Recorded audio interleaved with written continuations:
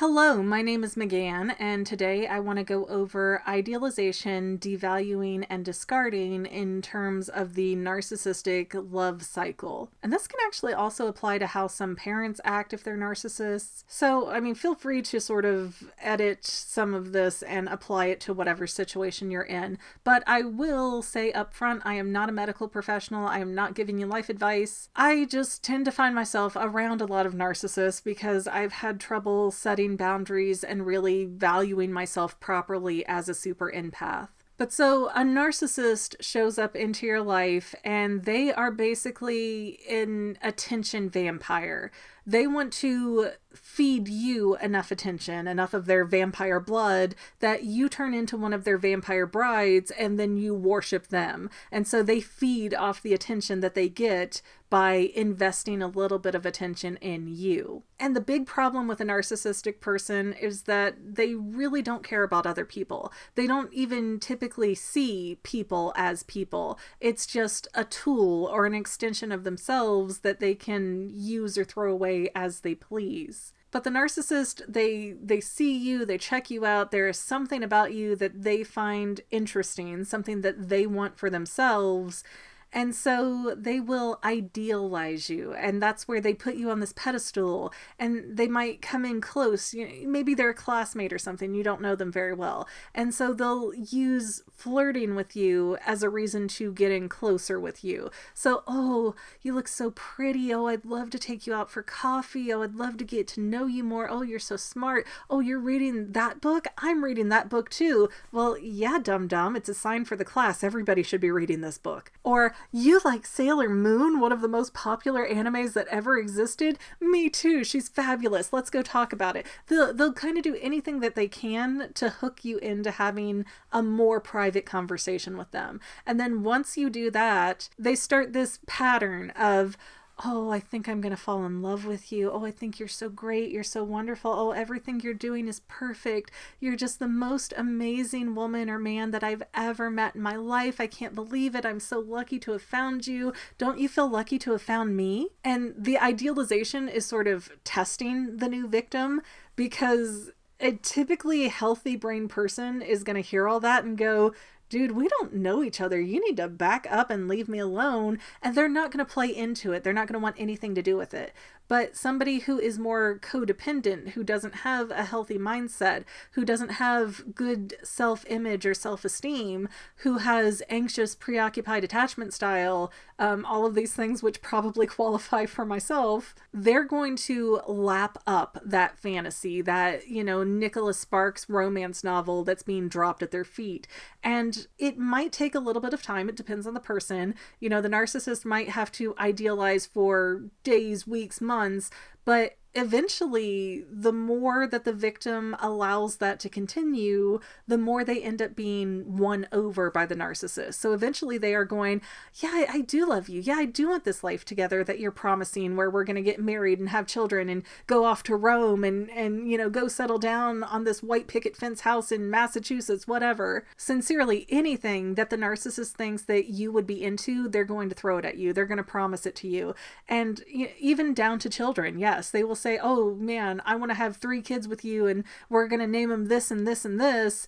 And you start to get really connected and really invested in these plans that are being made, but they don't mean anything to the narcissist. He is future faking you, which is where he just says things to, achieve a goal. It feels like it means something to him, but it's not. They're empty words. And once it gets to the point where you have been love bombed, that all the dopamine centers in your brain are going crazy, and if this guy is not constantly calling you or texting you or in touch with you in some way, you start to get withdrawals. Like, you really need to hear from him all the time, or else you turn into an addict. And I can remember when I was getting really hooked on the last narcissist that I was dating, if my phone would buzz because I keep it on silent, I would get a rush of relief just flood through my body. Like, I could feel it go through my bloodstream, because I went, oh, that's so-and-so. He just texted me on Messenger. Yay! So you really do get physical and chemical reactions that come out of your body as a result of being idealized and love bombed. And so now you have this person who thinks thinks you're perfect. They think you're the greatest thing since sliced bread. They love you so much. You're going to have this wonderful life together.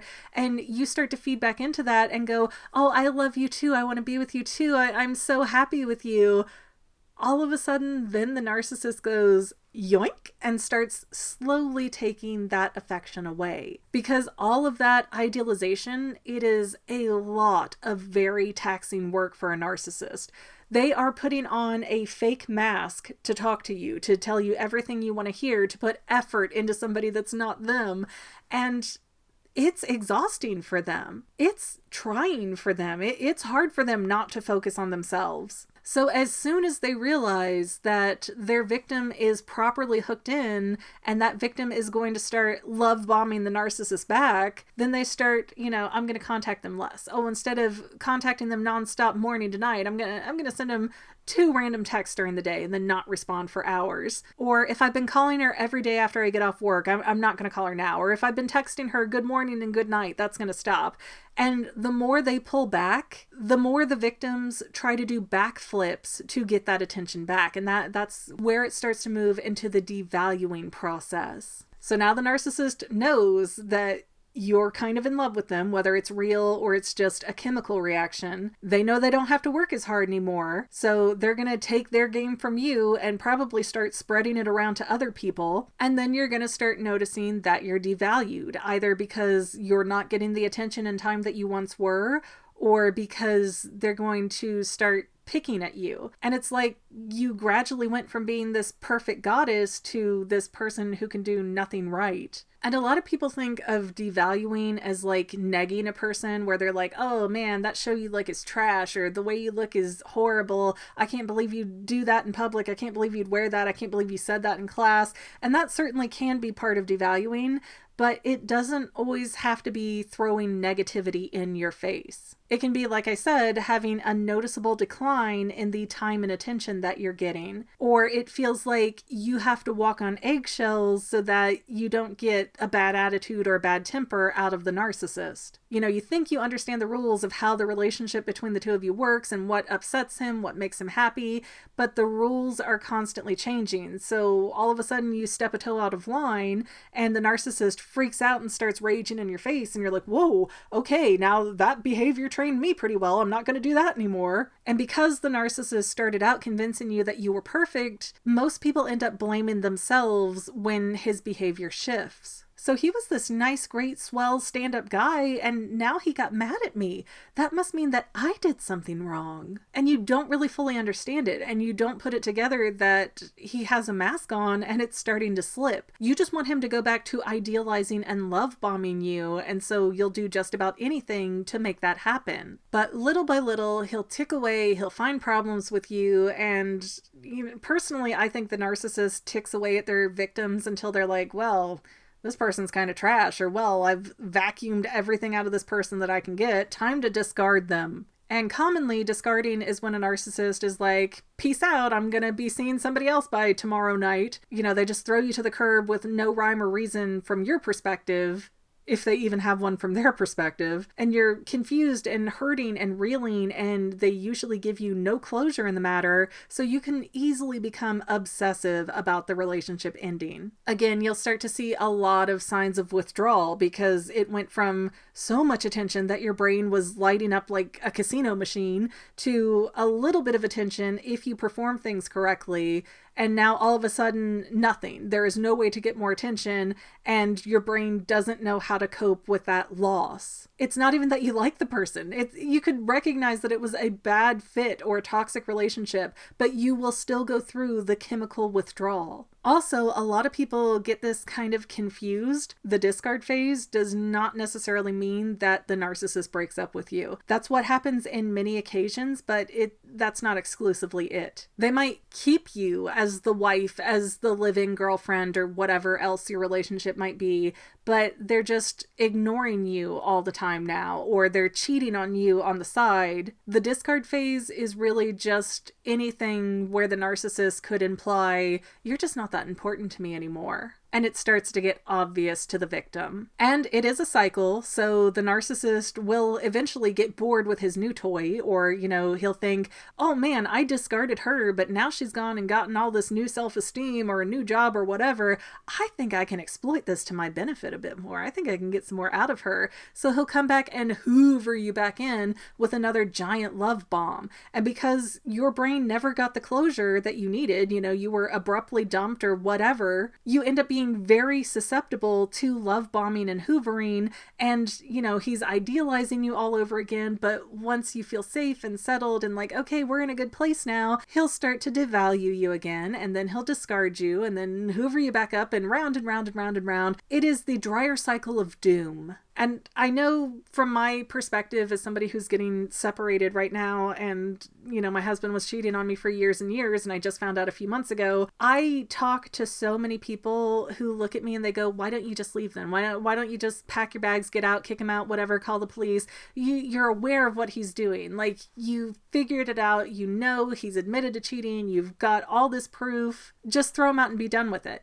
And they get mad at me that it's so difficult to do that, or that my spouse will come back in and try to hoover me up and love bomb me, and that I end up being very susceptible to that. So I come off as very wishy-washy, where I want him, I don't want him, I want him, I don't want him. And I get it, it's not fun, it's making people aggravated with me, I understand, but I'm also the victim that is being chemically manipulated by a master manipulator. I am doing the best I can, like every other victim of a narcissist. And just because you're self-aware of what's going on and how you're being treated does not mean that changes the chemical reaction in your brain. And so it's like you have to be stronger than what your body was designed to do to tell you how to do things. Your body's releasing the serotonin and the dopamine and telling you, no, you're attached to this person, you love this person.